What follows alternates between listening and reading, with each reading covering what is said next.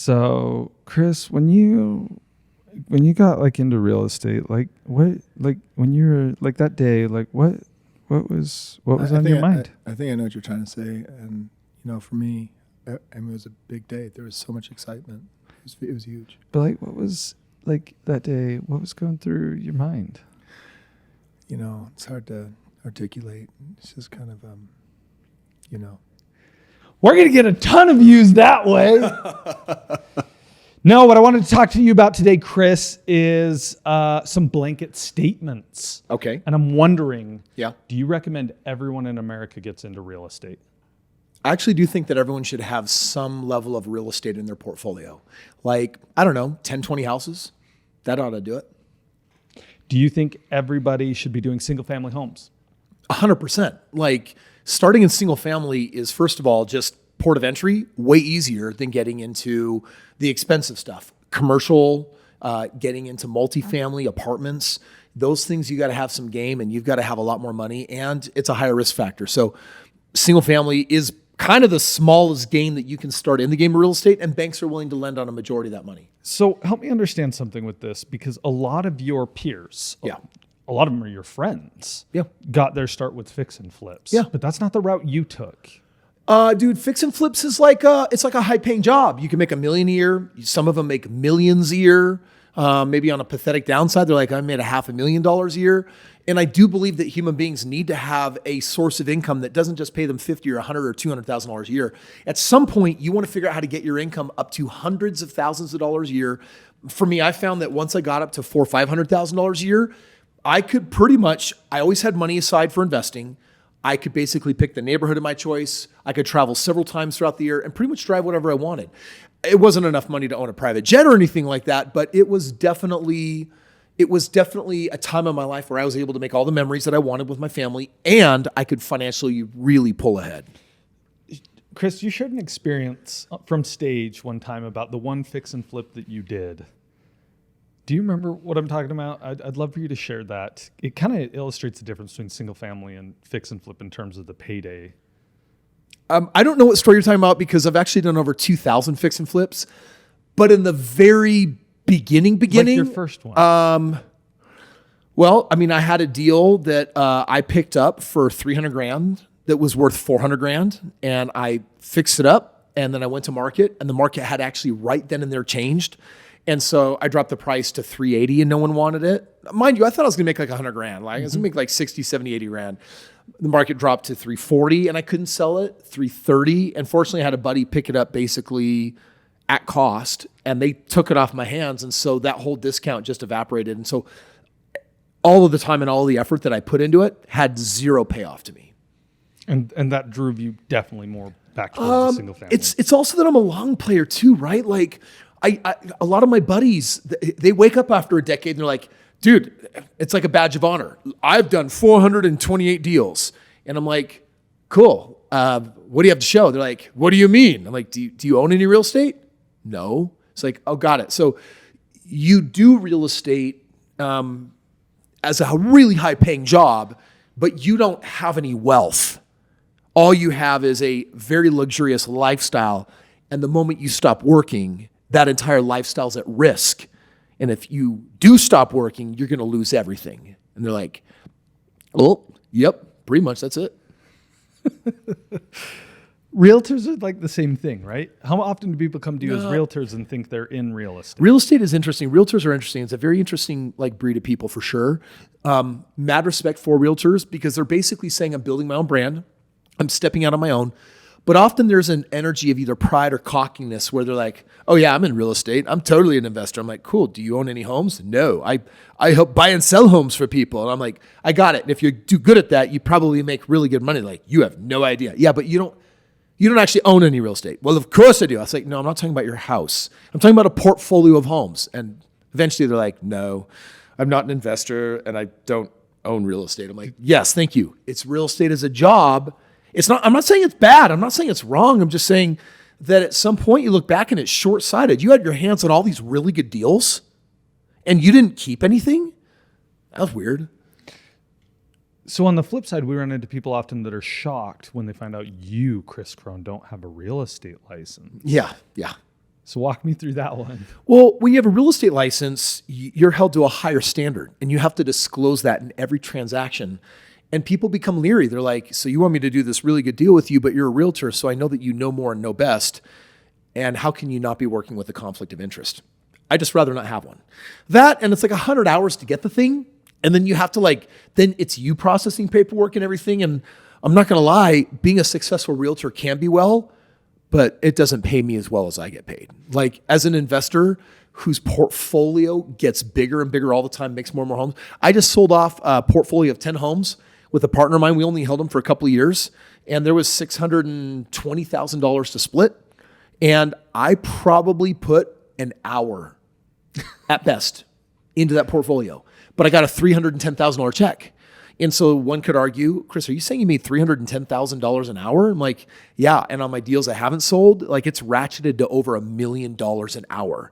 And right now, if I continue on this path for the next 5 years, I will literally be making somewhere between $5 and $10 million an hour. That's the compounding effect of real estate. So I'm not interested in being a realtor because I don't want to trade my time, because you see this money right here and you see this watch I'm not wearing. Okay. When my money goes to work, it works for me. When I use my time and I go to work, I'm losing my time. And guess which of the two I value so much more? My time. So I'm into real estate to put my money to work, not my time. So does someone in a real estate transaction have to have a license? Yeah. Okay. Well, let's back up. No. But there's all sorts of laws that are designed to protect you when you do. For example, realtors, they have standards they need to abide by. And if they mess up, you can sue that brokerage, which I've had to do before. And they have a special type of insurance. It's called E&O, or errors and omissions insurance. And basically they have to that brokerage has to write a big fat check every month, because if one of their dingbats does a dingbatty thing, someone's got to cough up the moolah, and that's the insurance company. So, I actually think that using a realtor is a very intelligent approach to real estate, because what happens if someone doesn't dot their I or cross their T? I have to go at a pace of trust with really competent, intelligent people whose standards that I can hold them to, so that I get my peace of mind back from not engrossing on every little piece of the contract. That's one of the ways that I get my time back. And there's an accountability measure. If they mess up, they lose their license, or I sue the crap out of their brokerage. And either way, I get made whole. So single family's your favorite. Yes. Done thousands of fix and flips. Yes. Although your first one was an interesting one. It was a learning experience. You're making money or you're learning, but sometimes you do both. Win. I did not on that one. Are you into commercial? I do own commercial. I own the building that we're in right now. I own our other office that we're in. I really like commercial for my own deals, because with SBA or non-SBA, I can put a very small amount of money down and I can make those numbers sing. When you own commercial real estate that you're not going to occupy for your own business needs, you have to put more like 50% down. And so if you're buying a $3 million office, then you need $1.5 million to put down. And that's a high enough amount that with the IRS code, when I'm doing accelerated depreciation on the entire amount and can only take 30% up front, what's 30% on a $3 million building? It's about a milski. So I got my million, I write that off against my 1.5, and at best I'm going to save maybe 500,000 of that 1.5. So basically I put 3 in and I get 1 back. I know I went fast for some people on that, but I just went through the real quick tax, benefits on the game. Versus if I'm going 10% down, I can actually put $1 in and then keep $2 I was supposed to give the IRS. So 10% down, I really like. 50% down, the deal's just got to really make sense. I've got to get a really good deal on it, or I've got to be able to put a really great tenant in it that will massively increase the value. Otherwise, I'm going to lose about a decade waiting for valuation to catch up. And it goes against my rules of time. Man, you have very specific rules on what you're Because gonna do. time is measurable and money's measurable, and I understand their relationship to each other. I can give you every yes and every no in business, in real estate, in family life, period, because I understand the value of my time at every given moment. Multifamily. Multifamily can be a great way to scale, but I can't get its ROIs to catch up to my single family. A lot of times people are like, oh yeah, you're in single family. How come you never graduated from that? And here's what they're really saying. You own 100 homes, you have 500 homes, you have 1,000 homes. Don't you know it would be a lot easier if you just buy like a 400 door apartment complex, and then you'd have a single property, you'd have, property management on site, and you pick up some savings on that. And people get really into strategy. And there's something that trumps strategy for me. And it's 3 letters, and it's called ROI. And so let me give you the math. You've got enough money right now to buy a 20-unit apartment complex, or you can buy 10 doors. Which should you do? Well, I know what. You don't have the information, do say. you? I don't have the information. Got it. I need to make that Someone that is making their biased decision on strategy would say, 20 doors is the better. 20 doors is better than the 10 doors. I'm like, okay, let me reveal the next little bit of information. The down payment is equal on both. The tax benefits are equal on both. Here's the only difference. On the apartment complex, you're going to make 22% on your money. And on the single family portfolio, you're going to make 36% on your money. Now, which one do you want to do? The 36%. Yeah, I'm going to do the thing that produces, I'm putting my money to work. Now, assuming that all risk is equal, that's what I would do every single time. Time also has to be equal. So for example, if I said, well, it's 22% on the apartment complex, but 36% on the single families, but the single families, Kris Krohn, you have to manage to get that ROI, and it's going to take you about 5 hours a week. My answer would turn into a hell no. I'm like, apartment complex it is, all the way, here we go. Why? Because of the value of money and time. And Kris, most of what I've learned about real estate, I've learned at your feet. And so I've seen a lot of what you do. And when we went to name your last book, we wanted to name it ROI. Yeah. And it turned out most people just didn't know what that was. I know, And shame it on them. Surprised me. Yeah, there was no financial education is so bad in this country that when I put out the title ROI, and then we tested a million others, but when we also used have it all, guess which one actually, 5 to 1, Have it all won. spoke to people's. Have it all spoke. And one of the rules in marketing, which is probably so off topic from where you were trying to head today, is in the perception world, the only thing that matters is what people think. Okay, never mind. That's perfect in real estate. What is a home worth? What someone's willing to pay. What is someone willing to pay? What the market can bear and what their perception of the property is. Yep. So back to ROI, though, I'm just surprised that it's not driving more decisions of investors. Yeah, that's there's very few people that are actually having the ROI conversation, and there's even people that are like, "Oh yeah, real estate's great. I would never own a franchise." And I'm like, "Really? On this franchise, I'm making 211% on my money. Is your real estate doing that?" And then they say things like, "Well, is it risk?" And I say, "Remember how I said the word franchise? It's the 113th franchise, and in its zip code, it's one of 17 units, and the average P&L put its ROI at 211%. So is there risk? Yeah. Has it been mitigated? Hugely. Am I building off of a common brand that others have adopted? Yes. This is why someone like Shaq O'Neal owns hundreds of, spread over, I think, 5 or 6 major franchises. He owns hundreds of franchises. And that's because a franchise, you can get your success rate in the 90 plus percentile versus a startup. Within 10 years, it has a 90% chance of failure. Very, very different. Very different. Okay. Next real estate strategy, wholesaling. I love wholesaling. Talk to me a little bit about it because I didn't understand it for a long time. Dude, here's wholesaling. I got this house right here, and this house is worth $250,000 fixed up. There's only one problem with the house. The kid that just inherited it from his mom and dad that died, the house has not been updated for 30 years. And to make it market ready to be worth $250,000, it needs about $30,000 of upgrades. The kid does not have $30,000. Now, even though I'm telling you a story, do you know how many homes are on the market in the United States right now? 1.3 million. And of the 1.3, by the way, it's normally sitting around 1.8 or 1.9. Of the 1.3 million homes in our supply inventory, there is a small percentage of them that are in the exact same situation. They need $30,000 to $50,000 to make the market ready. And there's a lot of homeowners that want to buy a home. And FHA, for example, is a common government homeownership program that says put 3% down. FHA will not approve a house that needs $30,000 to $50,000 worth of work. They'll require some of it's done. So the kid that has the house has a problem. The problem is that the house needs 30 to 50 grand and he doesn't have the money. So he has a choice.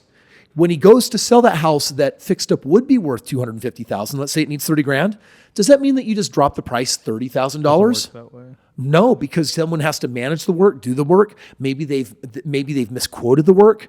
So all of a sudden, this kid's getting frustrated. He doesn't have money. Maybe he can't make the payment. All of a sudden, it starts raining down pain and hellfire and terror. An investor comes along and says, this is quite a project. I see that you owe $60,000 on this house. I'll pay $150,000 and take it right off your hands. And the kid says, 160. Deal. Shake. Deal's done. The kid signs a contract. I'm going to let you buy this house from me in 30 days, cash, for $160,000. Here's what the investor is thinking. The investor is thinking, fixed up, it's worth $250. Let's subtract out the 7.5% selling costs. Let's subtract the $30,000 that it needs to fix up. Let's subtract probably a 15% margin the investor wants to make on the money that they put out. Looks like an investor would probably take this off my hands for $185,000. Fix it up, put it on the market, sell it, and then make a tidy profit. Well, I have it under contract. I haven't even bought it yet. I haven't even put up money. And I have a contract that says I can get it for $160. So I go out to these online communities where all the investors are and I say, hey, got a house here worth $250 repaired. Who will take it for $185? The investor calls you up and says, I'll take it for $180. You sign it over to them. Remember, you never bought it. And 7 days later, they go and they buy it cash for $180. The title company gives the kid all of his money, and you get the difference between what you got it for, $160, and also what you sold it for, $180. In the double closing, you pick up $20,000, and you never even bought the property. You never risked a penny. All you risked was a little bit of time. Now, let's just say that you put 10 hours in to do that deal, and you made $20,000. You're now making $2,000 an hour. Can you show me out there in the job market jobs that are paying $2,000 an hour? No. Show me jobs that are paying $1,000 an hour. Oh, you're right. Those are for lawyers and doctors. Okay, show me jobs that are paying $200 an hour. Oh, those are for executives. So this little thing took very little education. And the reason why I really like wholesaling is because if you have the right system, you can spend 10 to 20 hours a week, but you can literally make over $1 million a year. And you're not risking this stuff. So it's like a flip, but you're not actually doing any of the work. Yeah, and by the way, I'm not a fan of flipping. Now, if I flip the property, instead of making $20,000, let's say I make $40,000. Yeah, but that took maybe 3 to 6 months, timing for the market to shift and change, and I had to have money to buy it cash. No, thank you. I'll take the $20,000 in 10 hours instead of $40,000 on 140 hours. Time. That's crazy. So it sounds to me like what you need in order to wholesale, though, is you need access to people who don't want to sell. So deals. You have to be able to find deals. You need to be able to source deals. You need deals. access to investors to reassign them. And the investors are out there. You get a deal under contract like that, everyone will come out of their woodwork to make that deal happen. That's easy. Finding the deals is also easy if you have the right system. And maybe you're kind of, getting this out of me, but I do buy and hold for my legacy growth play. This is how I make my money compound over time for me passively without taking any time. If I were starting life all over again and literally you took all my assets away and I needed to make, let's say, $5 million a year, and I had no social media accounts, I had no business, nothing else, I couldn't even be in business, I would wholesale properties and make $5 million a year. And then I'd take half of that money, I'd dump it into buy and holds. And between the two, I'd be like rich overnight all over again. So you recommend, back to the beginning of everything we were talking about, Kris, you recommend everybody should be involved in real estate. The tax code favors landowners today like it did 250 years ago when it all came together for the first time. So if you don't have, remember 90% of all millionaires made it in real estate. So if you don't own several homes and in the least are just renting them out, screw the wholesaling. If you're not even doing that at the least, I don't know what you're doing, but I'd call it wrong. So would you recommend someone start trying to figure out how to wholesale, get some fat checks, get that income, and then turn it into investing in single family? 100%. Okay, Kris. So someone who knows nothing about any of this, they're just getting started. Where do they go to learn all this? My name's Kris Krohn, KriskRohn. If you click my links and you search, you're not going to have to search long and hard before you're going to see that even though I'm in mergers and acquisitions and I'm doing a lot of private equity plays and I really love my consult for equities and a lot of other business strategies, you're definitely going to hear me talking about buy and hold, and you're definitely going to hear me talk about wholesaling. And so all you have to do is fill out some free form, talk to my team, and they'll tell you all about it.